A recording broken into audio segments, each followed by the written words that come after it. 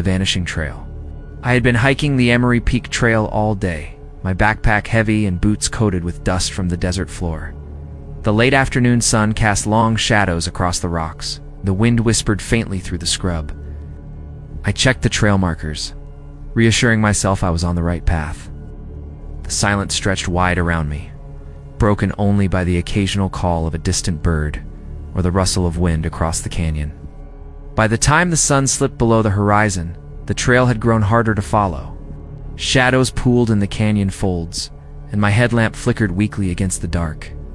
I noticed that some of the rocks I had passed earlier seemed slightly shifted, as though someone or something had disturbed them. I paused, squinting, trying to convince myself that it was just the natural settling of stones on the dry, uneven ground.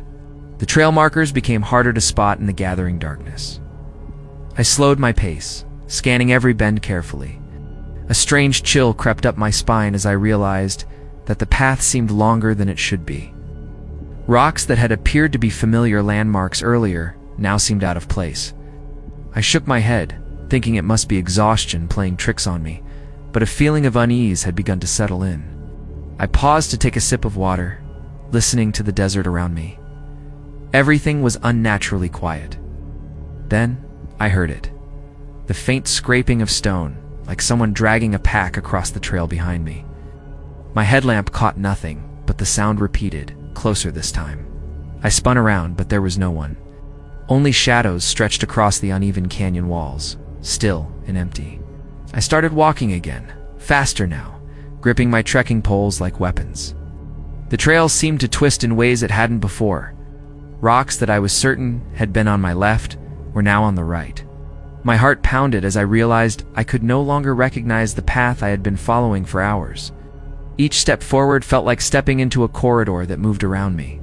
A sudden gust of wind rattled the loose branches above me. Then I noticed a small stone that had been beside the trail was now blocking my path. I bent down to move it, but it rolled slightly on its own, as if nudged. My pulse quickened. Something was interacting with the trail, guiding me, or trapping me. I could feel the unseen presence close, playful, yet menacing in the darkness. I spoke aloud, hoping to reassure myself. "Hello? Is someone there?" My voice echoed strangely, far longer than it should have. I froze as the wind carried a faint whisper back to me. It wasn't a word I could understand, just a soft, deliberate murmur. I swung my headlamp around the area, scanning every shadowed corner, but nothing moved. Only the trail ahead, still twisting unnaturally, awaited my next step. The path bent sharply, looping back almost exactly to a point I had passed an hour earlier. My stomach dropped. I checked my GPS, but it seemed to flicker in the darkness.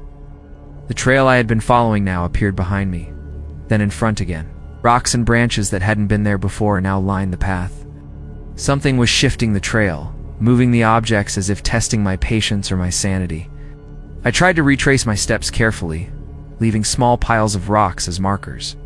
Yet each time I returned to a bend, the piles had been scattered, rearranged. My heart thumped wildly. Each footstep seemed to be guided, nudged, almost mocked by something I couldn't see. I yelled, hoping to provoke a response, but the canyon swallowed my voice. Silence returned, dense and suffocating. I was utterly alone, or so I thought. The air grew colder as night deepened. I could see my breath in the dim beam of my headlamp. Then I noticed another anomaly. My pack, which I had set carefully against a boulder, was no longer where I had left it. I froze. I turned slowly, scanning the trail, but the desert remained empty. The wind whispered again, faint and teasing, moving branches, shifting pebbles, and manipulating shadows around me. I began walking again, my pace quickening. Every few steps, a stone would shift beside me or a branch would snap behind me, though no one was there. The trail now seemed intentionally designed to confuse, looping in subtle ways, guiding me toward an unknown destination. Fear crept in with every movement. My mind raced, imagining hands unseen, pushing and pulling, shaping the path to keep me on this endless haunted loop. I stumbled over a rock and caught myself against a tree. The tree's bark seemed unusual, marked with scratches I hadn't noticed before. They were shallow at first glance, but as I studied them, They appeared to form patterns. Some almost resembled letters, others faces. My chest tightened. Whatever was manipulating the trail might have left a signature, an imprint of its presence mocking me, letting me know I was being watched. I shouted again, anger and fear rising together. "Show yourself." The canyon seemed to reply with the faint rustle of shifting stones and a whisper that mimicked the syllables of my own voice. My heart pounded. Each bend ahead revealed the trail, twisting impossibly as if alive. I tried to sprint, but my feet dragged through the sand like gravity had doubled. Something unseen was controlling my path, leading me deeper into uncertainty. Sweat poured down my face as I rounded another bend. A small cairn I had built earlier to mark my path had been knocked over, and its stones spread across the trail. I froze in disbelief. I hadn't touched it.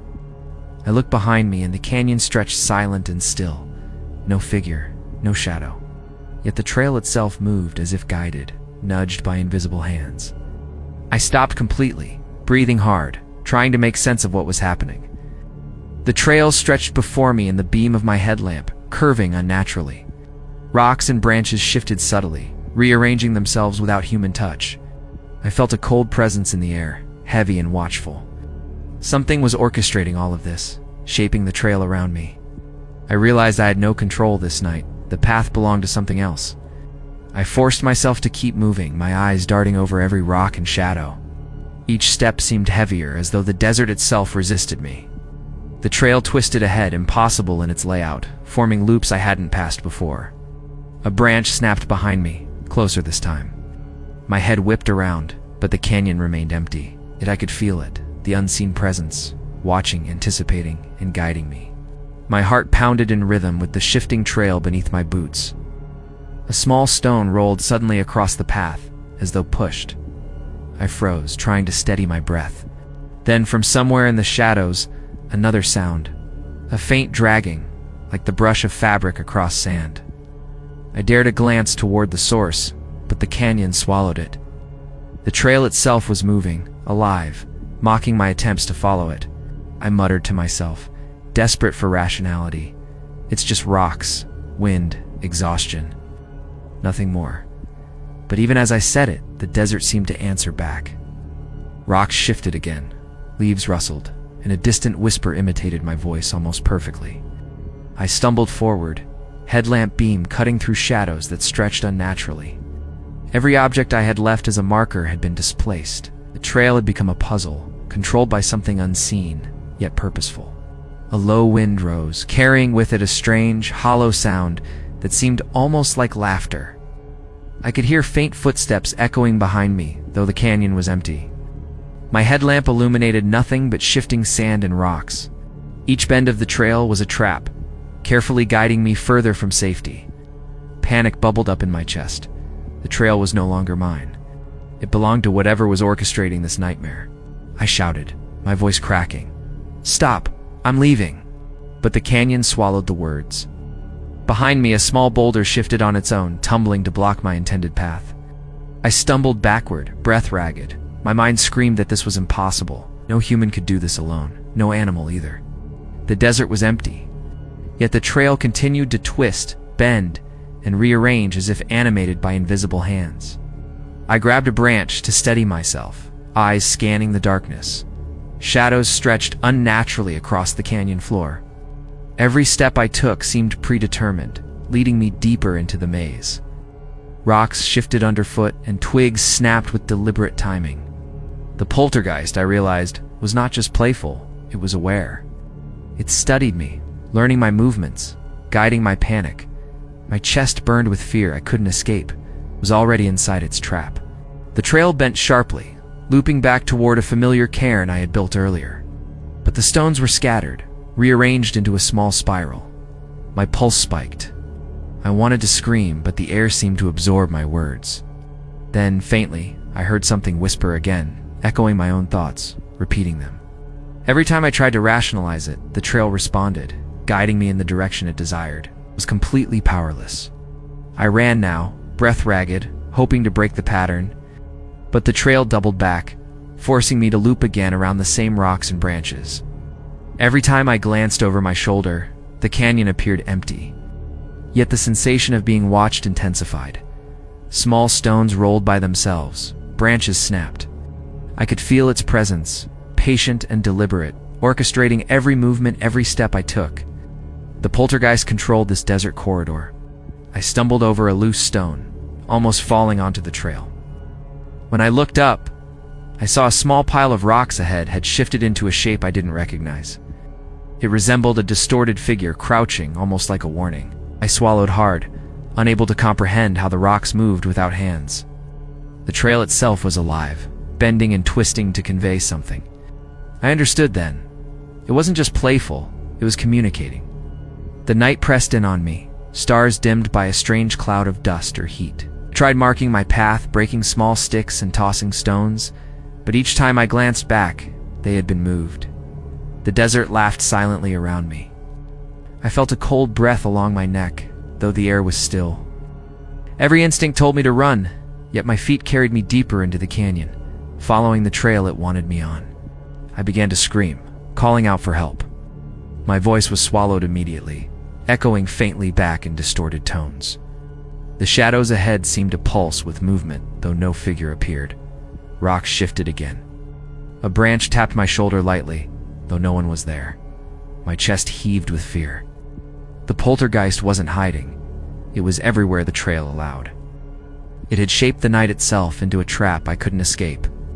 Finally, I reached a bend I hadn't noticed before. The trail opened onto a small clearing, moonlight spilling weakly across the sand. I thought, briefly, that I might have broken free. But then I saw it. My backpack tossed carelessly in the center, surrounded by scattered rocks and twigs arranged in a circle. The pattern pulsed like it had been waiting for me. The poltergeist had been guiding me all along. I wanted to turn back, but my feet froze. The trail behind me seemed to vanish into shadows. Every rock, every branch, every stone seemed positioned to force me forward. A low whisper curled through the air, mimicking my voice perfectly. My pulse thundered in my ears. I realized I wasn't being hunted, I was being led, drawn, manipulated. And there was no path back. Not tonight, not ever. I stepped into the circle of rocks and twigs, heart hammering, feeling a presence pressing against my skin. Shadows shifted unnaturally, bending toward me from all sides. A faint wind whispered words I couldn't understand, yet somehow recognized. I wanted to run, but my body refused. The poltergeist had claimed this moment.